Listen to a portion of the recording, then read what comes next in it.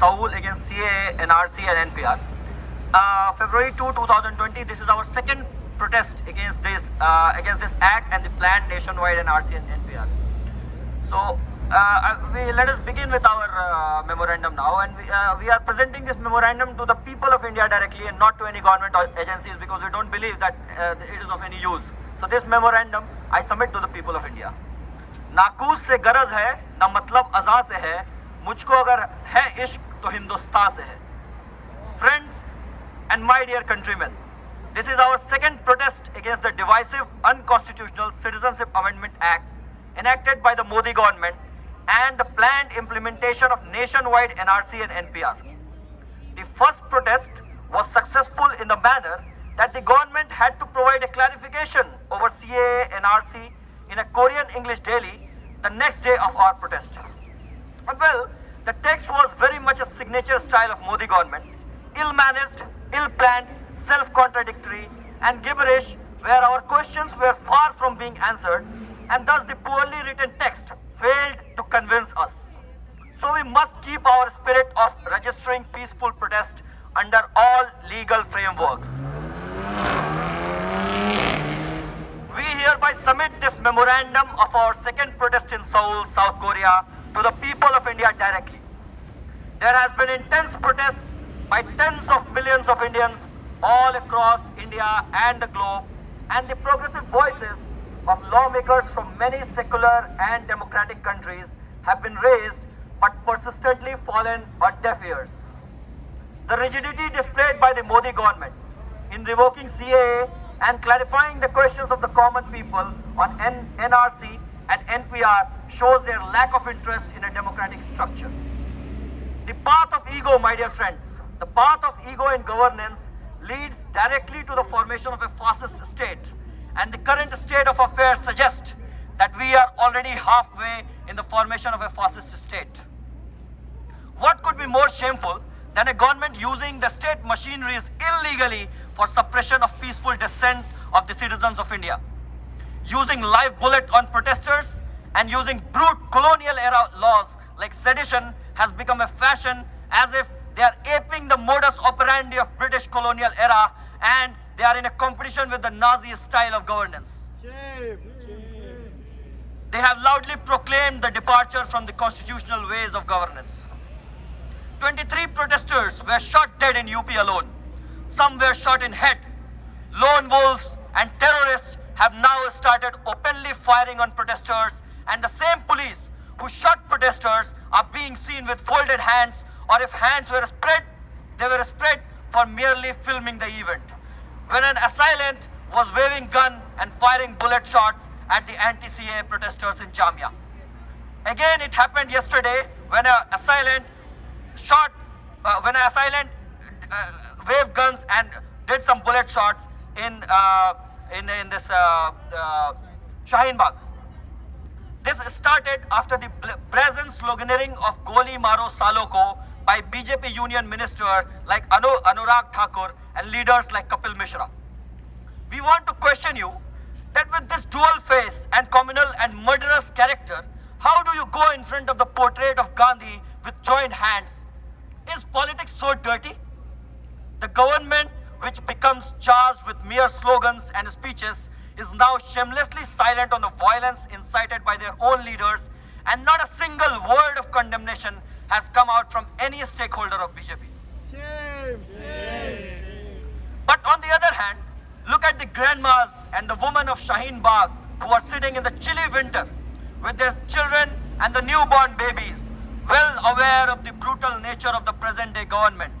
These lion-hearted daughters of India are fearless, valorous, sitting there with indomitable courage and demands of complete rollback of the enacted and planned communal and divisive programs of the government. Tens of more Shaheen Baghs have been formed all over India. All of the northeastern states, which comprises of about 3.2% of the population, roughly around 4.5 crore Indians or 45 million Indians, is against CAA in northeast alone. Other states in India have seen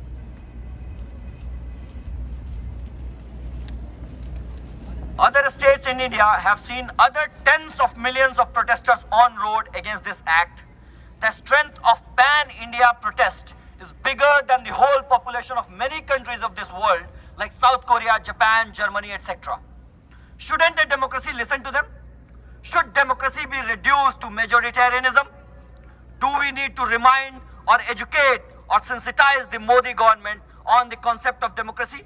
If yes, we are here to do the same. We want to question you that what was the need of this act when our great forefathers and the members of the drafting committee of the Constitution had brought in Article 5 to 11 of the Indian Constitution after amending it over 100 times. We can imagine the extent of their patience and the level of lengthy but democratic discussions that must have gone through then to fit in these articles under the core framework of Constitution, which ensures equality, justice, secularism, democracy and liberty. However, the current government went all the way to destroy their intellectual hard work by going beyond the constitutional framework to bring in an unjust, unequal amendment which is in a clear-cut violation of Article 14 of the Indian Constitution. Now, in order to understand the futility of this new amendment, we will have to go back to examine the Citizenship Act of 1955. The third schedule of the Citizenship Act 1955 discusses the qualification for naturalization. The most important qualification for naturalization to be quoted is, quote, that during the 14 years immediately preceding the said period of 12 months before application for naturalization, he has either resided in India or been in the service of the government in India, or partly the one and partly the other, for periods amounting in the aggregate to not less than 11 years. So I quoted, my dear friends, the actual text which was written in the Citizenship Act 1955. I will explain it, that in order to get the citizenship of India for any refugee, they were required to be in India for 14 years, and they were the 3-year period was given that they can go out of the country and do whatever they want, but they have to be in India for aggregate period of 11 years, and after that only they could be given citizenship, and it was for all. This means that it was not that the non-Muslim refugees from these three countries were not being given the citizenships. They were applicable for citizenship even then, regardless of their religious identities, and this is how a secular democratic country should look like. Now, they have just reduced the period of time required for naturalization of non-Muslims, excluding Jews.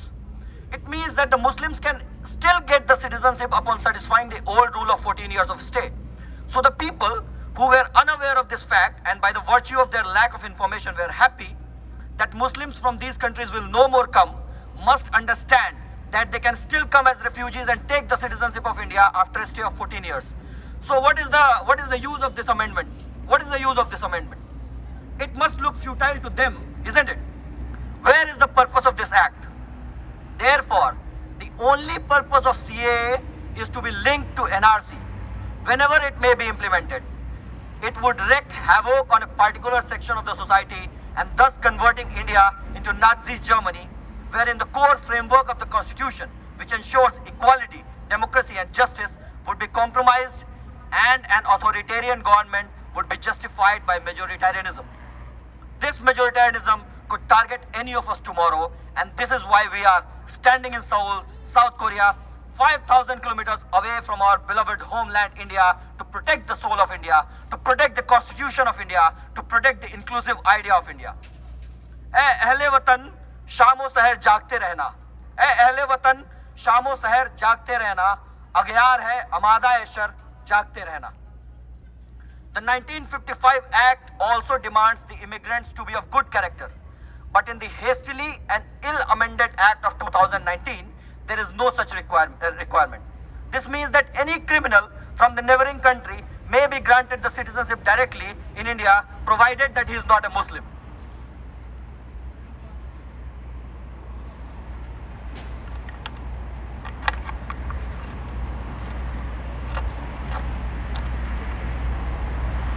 We believe that at the great times of power transition in Asia and the world, where economy and might decides the leader and powerful pole of a region, which later on decides the structure of the global political economy, trade policies, and several other global standards and benchmarks, India is losing to the other countries of the world.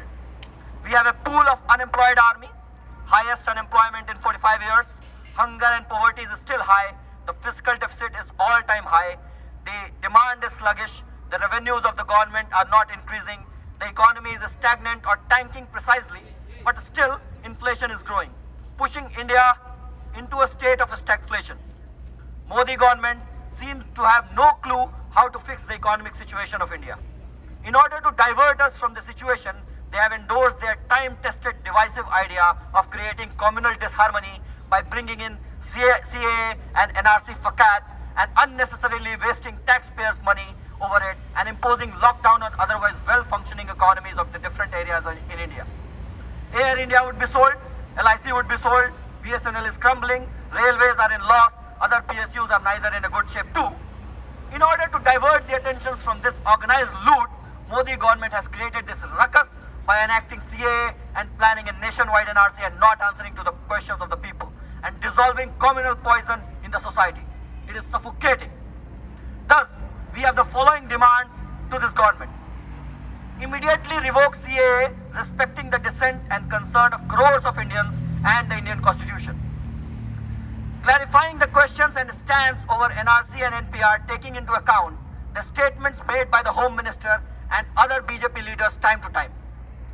Give an account of the budget that has already been used over this futile amendment and its implementation and planning of nationwide NRC, which includes construction of detention centers in different parts of India.